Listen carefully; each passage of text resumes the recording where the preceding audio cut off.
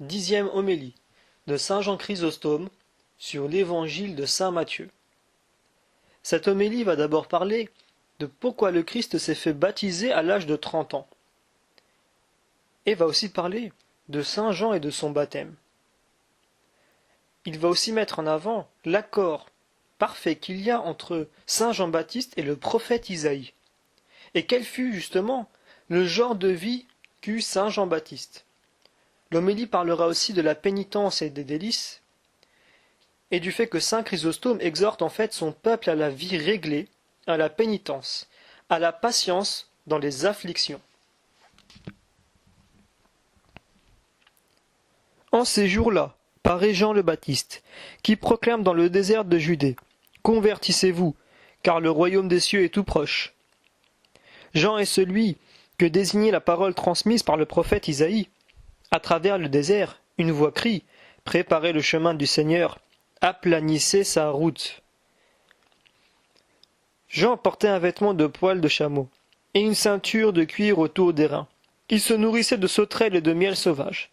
Alors Jérusalem, toute la Judée et toute la région du Jourdain venaient à lui, et ils se faisaient baptiser par lui dans le Jourdain, en reconnaissant leurs péchés. Voyant des pharisiens et des sadducéens venir en grand nombre à ce baptême, il leur dit, « Engeance de vipères, que vous a pris à fuir la colère qui vient ?» Saint Matthieu, chapitre 3, versets 1 à 7. Quel est ce temps dont parle l'évangéliste? Car il ne marque pas le temps auquel Jésus était encore enfant à Nazareth, puisque saint Jean ne vint que près de 30 ans après, comme saint Luc le témoigne. Comment donc l'évangéliste dit-il en ce temps-là? L'Écriture se sert d'ordinaire de cette manière de parler, non seulement lorsqu'elle joint une histoire à une autre qui avait immédiatement précédé, mais encore lorsqu'elle parle des choses qui ne sont arrivées que longtemps après. C'est ainsi que, notre Seigneur étant assis sur la montagne des Oliviers, ses disciples l'interrogèrent, touchant la captivité de Jérusalem et son dernier avènement. Deux choses, vous le savez, très éloignées l'une de l'autre. Et néanmoins, après que Jésus-Christ eut achevé de leur parler de la destruction de Jérusalem, en passant du premier sujet au second, il dit « Alors, il arrivera », etc. Ne voulons pas dire que ces deux événements se suivraient sans intervalle, mais seulement que le dernier arriverait en son temps. C'est dans le même sens qu'on doit prendre ici ces paroles. En ce temps-là, par lesquels l'évangéliste n'entend nullement exprimer la succession non interrompue des deux événements, mais seulement distinguer le temps du second avec celui du premier. Pourquoi Jésus-Christ laisse-t-il passer 30 ans avant de se faire baptiser? C'est parce qu'après son baptême, il devait anéantir la loi. Il voulut d'abord s'y assujettir entièrement et l'accomplir avec exactitude jusqu'à l'âge de 30 ans, âge qui comporte tous les péchés que l'homme peut commettre, afin qu'on ne pût pas dire qu'il avait aboli la loi parce qu'il n'avait pu l'accomplir. Car tout âge n'est pas attaqué par toutes sortes de vices. Les premières années de la vie sont remplies d'imprudence et de faiblesse d'esprit. L'âge, un peu plus avancé, est plus sujet au plaisir et aux passions. Et le reste de la vie est principalement exposé à l'avarice. C'est pour ce sujet que Jésus-Christ attend jusqu'à 30 ans. Qu'il passe par la suite de tous les âges, en y accomplissant la loi très exactement, et qu'il vient enfin au baptême, dernière observance qui doit compléter sa soumission à la loi antique. Je dis que le baptême était la dernière prescription légale qui lui restait à accomplir, et j'en trouve la preuve dans ce qu'il dit lui-même à saint Jean. Il faut que nous accomplissions ainsi toute la justice. Comme s'il disait, nous n'avons jusqu'ici accompli tout ce qui est commandé par la loi, sans violer la moindre de ses prescriptions. Il ne reste plus que cette seule satisfaction à lui accorder. Il faut donc encore nous y soumettre afin d'accomplir ainsi toute justice. Car Jésus-Christ appelle ici justice l'accomplissement de toutes les ordonnances légales. C'est donc pour cette raison, comme nous venons de le faire voir, que Jésus-Christ vient aujourd'hui recevoir le baptême. Mais d'où est venue l'institution de ce baptême? Car saint Luc marque clairement que le fils de Zacharie ne l'a pas établi de lui-même, mais par le mouvement de Dieu. Dieu, dit cet évangéliste, fit entendre sa parole, c'est-à-dire son ordre, à Jean fils de Zacharie, en Luc chapitre 3 verset 2. Et saint Jean dit de lui-même, Celui qui m'a envoyé baptiser dans l'eau m'a dit, c'est sur qui vous verrez descendre et demeurer le Saint-Esprit, et celui qui baptise par le Saint-Esprit. Jean chapitre 1 verset 23. Pourquoi donc Dieu l'envoie-t-il baptiser? Il nous le déclare lui-même lorsqu'il dit, pour moi, je ne le connaissais pas, mais je suis venu baptiser dans l'eau, afin qu'il soit connu dans Israël. Mais si c'était là l'unique cause de son baptême, pourquoi saint Luc dit-il que Jean vint dans tout le pays proche du Jourdain, prêchant le baptême de pénitence pour la rémission des péchés, quoique ce baptême ne donna pas la rémission des péchés qui était réservée à celui que Jésus-Christ a institué depuis. Car c'est en ce second baptême que nous avons été ensevelis avec Jésus-Christ, et que notre vieil homme a été crucifié avec lui. Et avant la croix de Jésus-Christ, il n'y a point eu de rémission des péchés. Grâce, qui est toujours attribuée au sang du Sauveur, comme saint Paul l'assure par ses paroles, vous avez été lavés, vous avez été sanctifiés. 1 Corinthiens chapitre 6 verset 11. Et non par le baptême de Jean, mais au nom de notre Seigneur Jésus-Christ et par l'Esprit de notre Dieu. Et le même apôtre dit ailleurs, Jean a prêché le baptême de la pénitence. Il ne dit pas de la rémission des péchés, afin qu'on crût en celui qui devait venir après lui. En Actes, chapitre 13, verset 24. Car avant que l'hostie eût été offerte, que le Saint-Esprit fût descendu, que le péché eût été payé, l'inimitié entre Dieu et les hommes détruite, la malédiction levée, comment la rémission eût-elle pu avoir lieu? Pourquoi donc l'évangéliste dit-il « pour la rémission des péchés » Les Juifs avaient le cœur si dur qu'ils n'avaient pas même le sentiment de leurs péchés. Leur aveuglement était tel que, plongés dans les plus grands désordres, ils ne laissaient pas de se croire justes.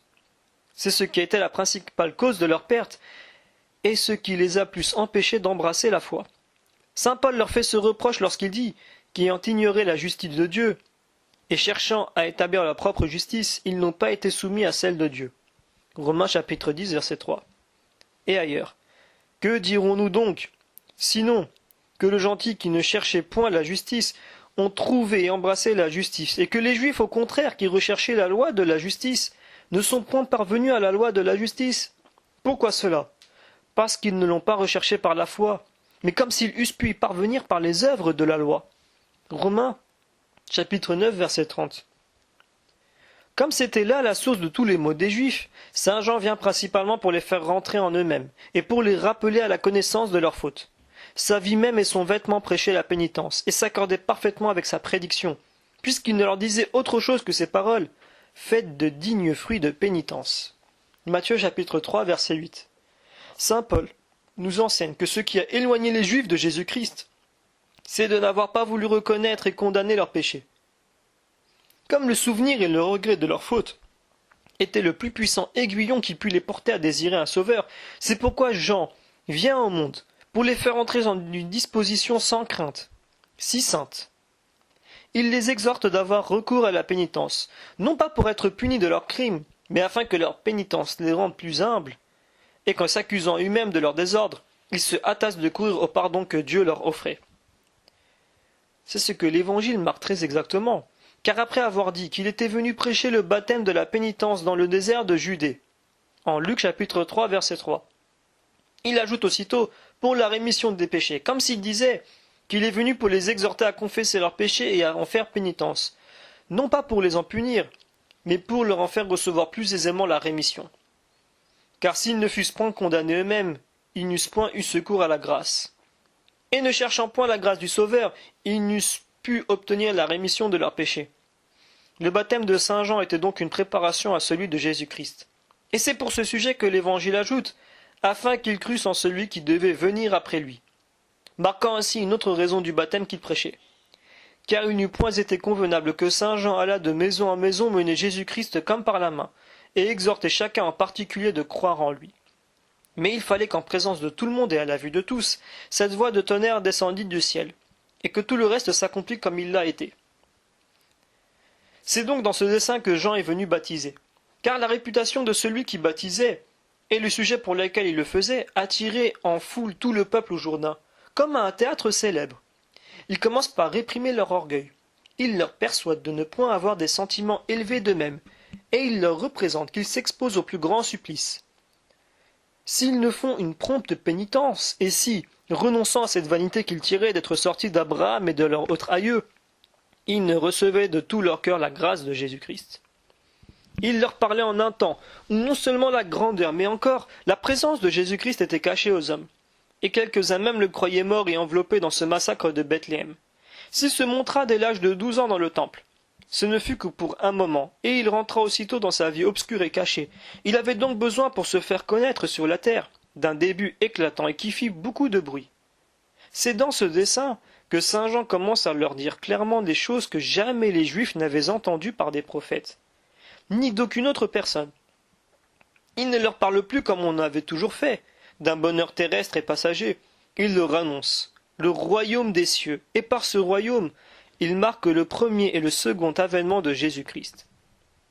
Mais d'où vient qu'il parlait ainsi aux Juifs, puisqu'ils ne comprenaient pas ce qu'il disait? Saint Jean répondrait ainsi lui-même à cette demande. Je leur parle de ce qu'ils ne comprennent pas, afin que l'obscurité même de ce que je leur dis les réveille, et les porte à rechercher celui que je leur annonce. Nous voyons aussi qu'il a tellement tâché de les animer et de relever leur espérance, que les publicains et les soldats même venaient lui demander ce qu'ils devaient faire pour régler leur vie.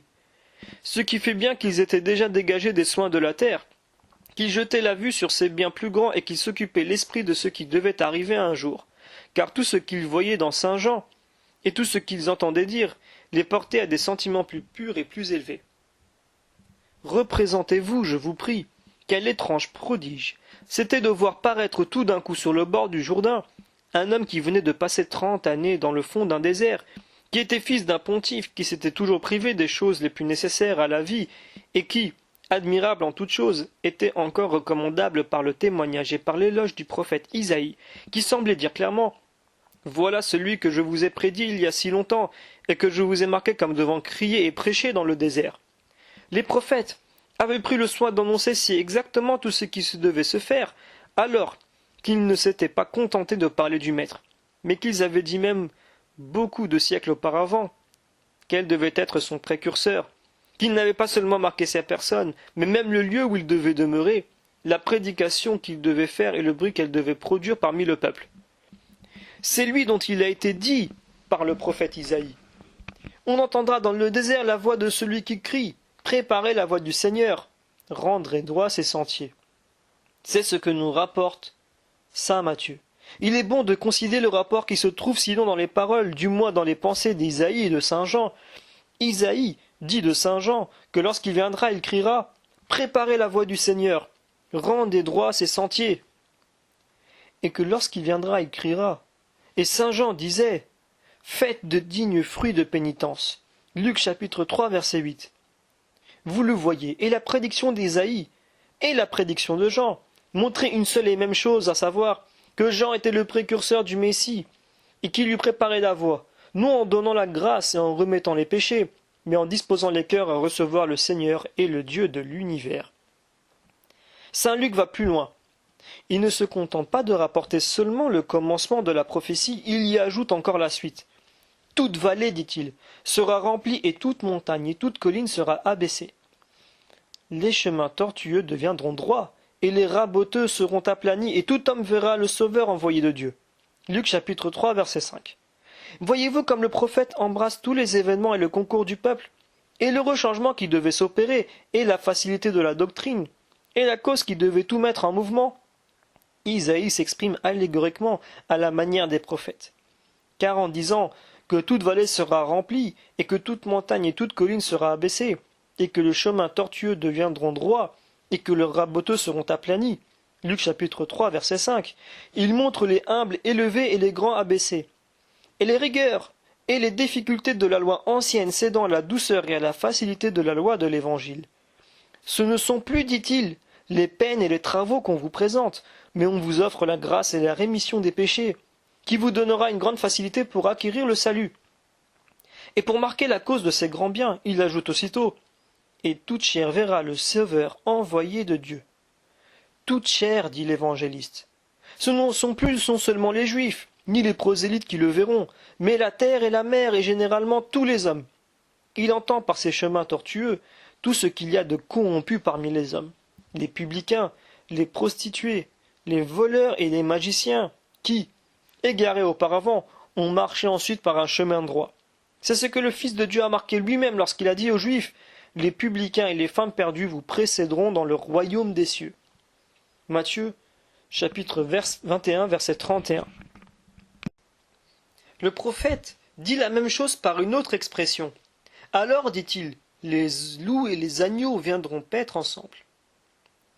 Isaïe, chapitre 65, verset 25. De même que par ces vallées remplies, par ces collines abaissées, le prophète a voulu nous montrer l'anomalie des mœurs des hommes changés dans l'uniformité de la vie évangélique. De même par ce passage où il fait paître ensemble les bêtes du caractère le plus opposé, il veut encore nous faire entendre que les mœurs et les habitudes des hommes les plus différentes se réuniront dans la paix et l'harmonie d'une même charité. Et Isaïe montre quelle sera la cause de cette réunion en disant « On verra alors celui qui doit être le prince des nations et les nations espéreront en lui. » Isaïe chapitre 11 verset 40. C'est encore la même pensée qu'il exprime après ces autres termes. « En toute chair, verra le Sauveur envoyé de Dieu. » Isaïe chapitre 25 verset 40. Il fait voir par toutes ces paroles que la connaissance et la vertu de l'Évangile se répandront jusqu'aux extrémités du monde, retirant les hommes de la brutalité de leurs mœurs, amollissant la dureté de leur cœur et leur communiquant la douceur et la simplicité des enfants de Dieu. Or, Jean avait un habillement de poils de chameau, une ceinture de cuir autour de ses reins, et pour son manger, des sauterelles et du miel sauvage. C'est ce que nous rapporte l'évangéliste. Vous voyez comme les prophètes ont dit certaines choses qui ont laissé aux évangélistes à dire les autres. Saint Matthieu commence donc par les paroles du prophète et parle ensuite lui-même. Il n'a pas cru inutile de décrire le vêtement du saint précurseur. C'est en effet une chose admirable, étonnante, de voir que le corps d'un homme fût capable de supporter une vie si dure.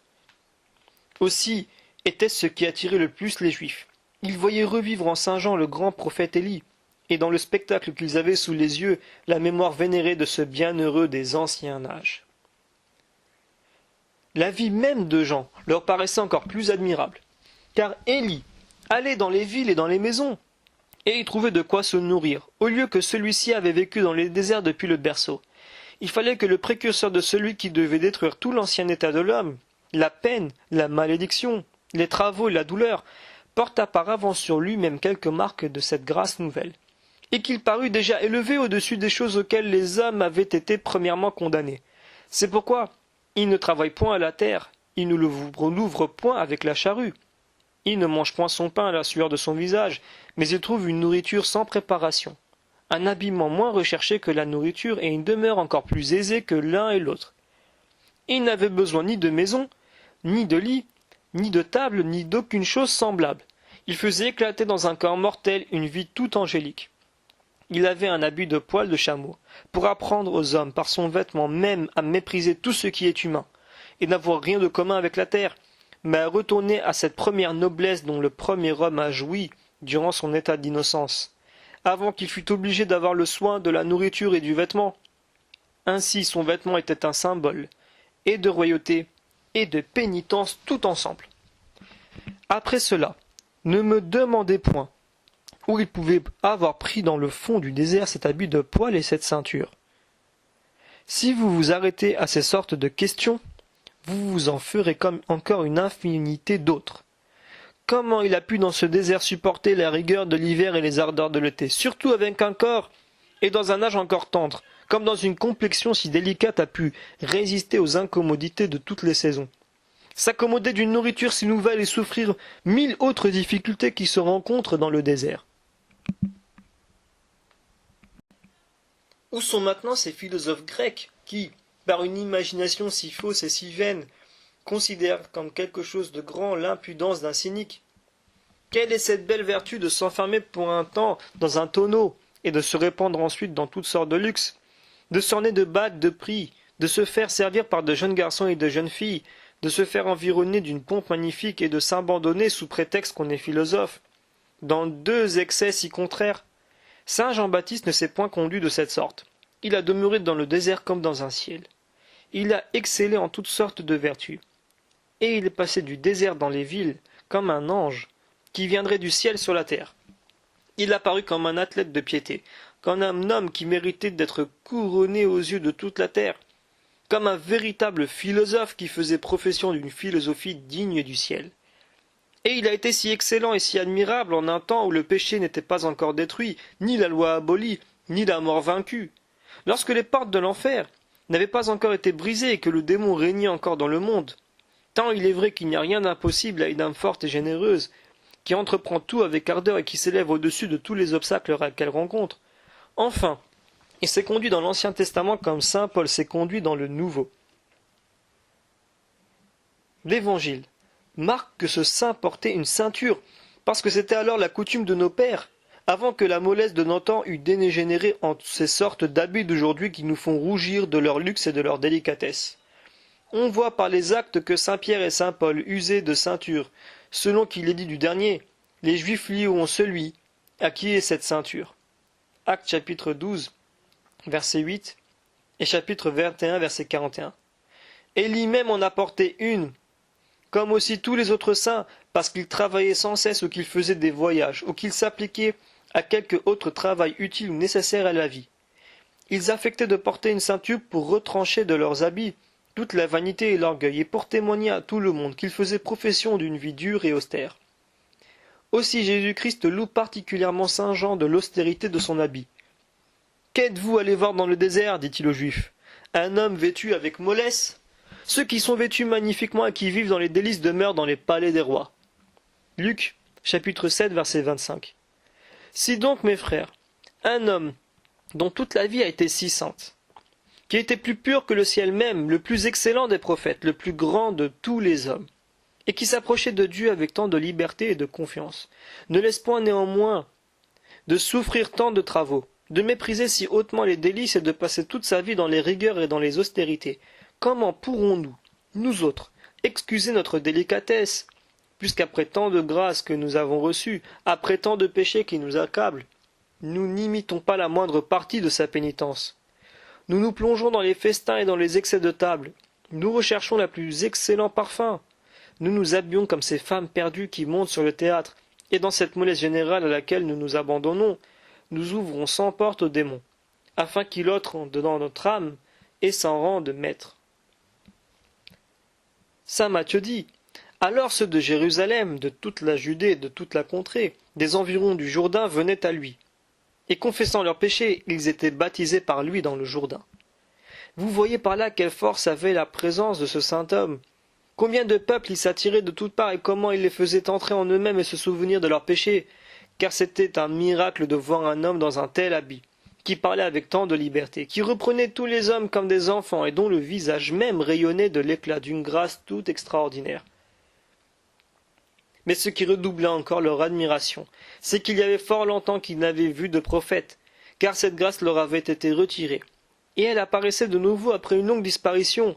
C'était encore la prédication de saint Jean qui était nouvelle et fort différente de celle des autres prophètes.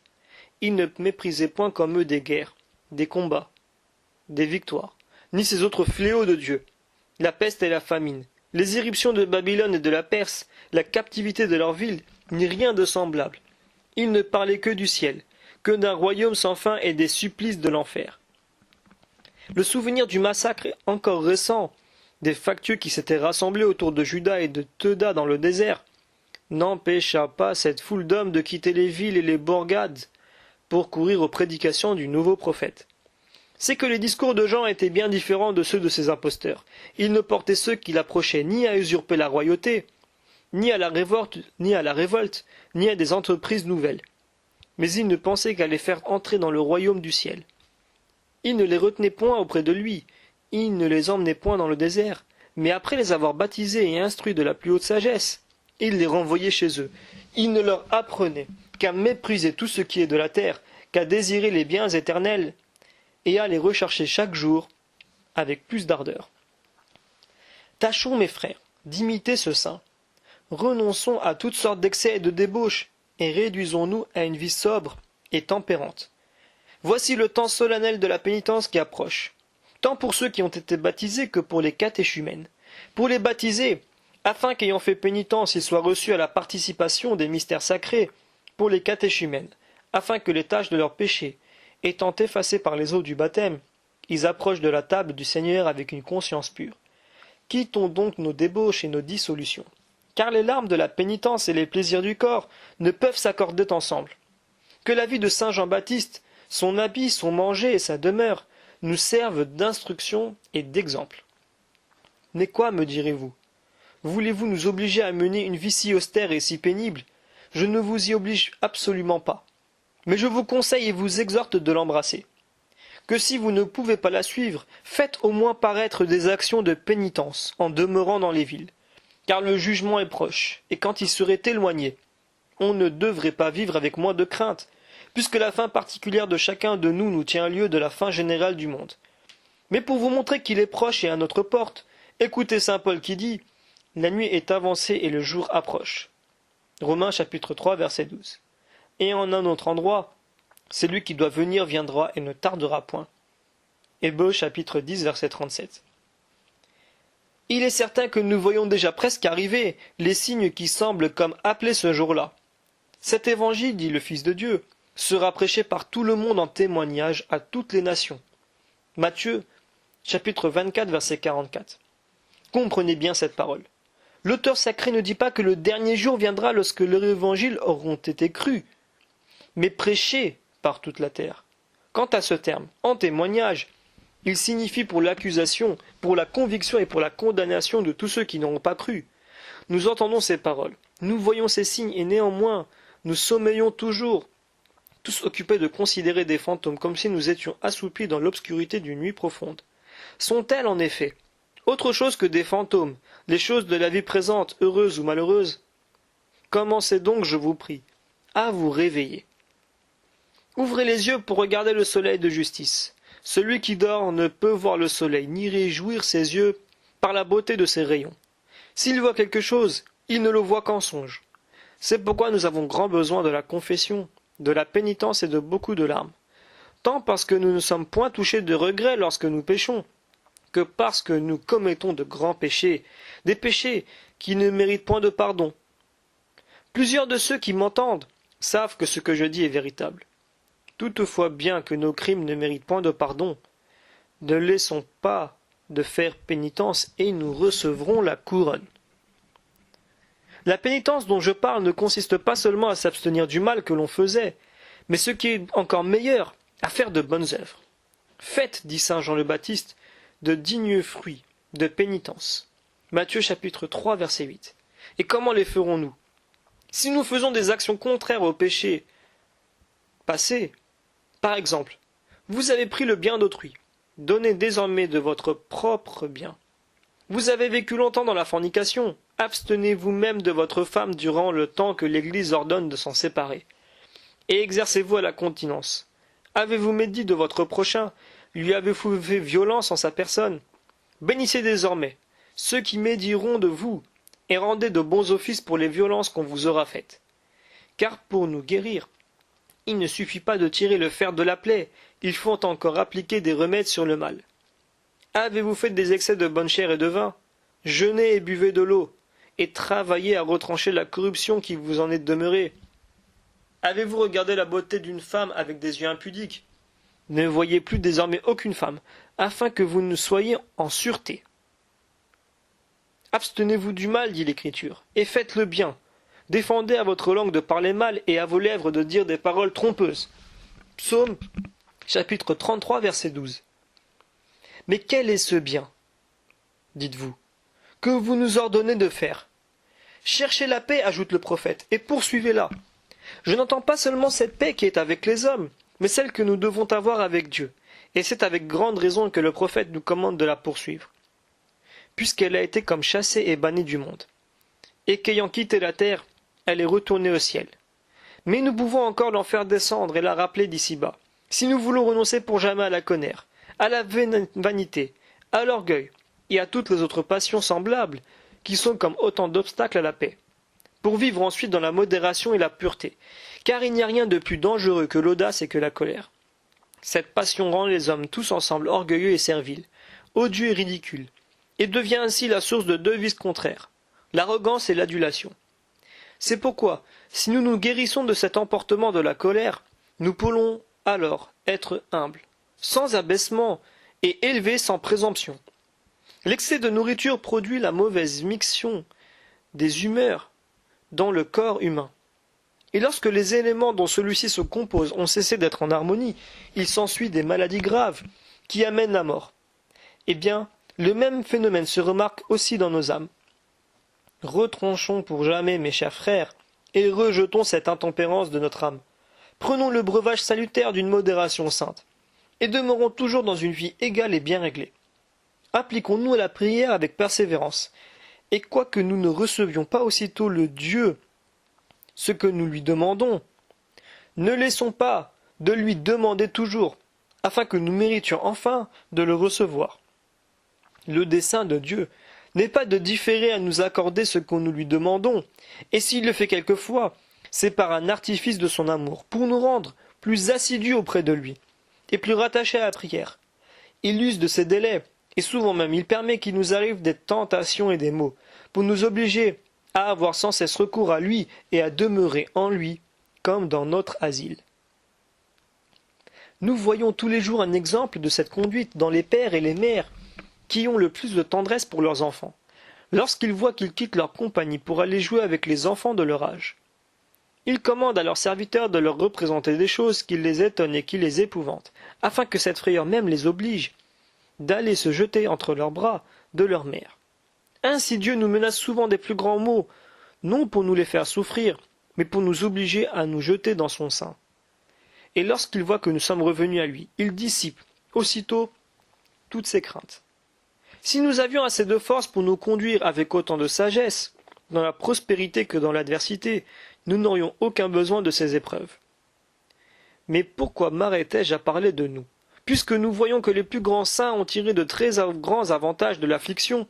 David dit de lui-même, « Il m'est bon, Seigneur, que vous m'ayez humilié, afin que j'apprenne vos commandements. » Psaume, chapitre 118, verset 71. Le Sauveur dit à ses disciples, « Vous aurez des afflictions dans le monde. » Jean chapitre 16, verset 33.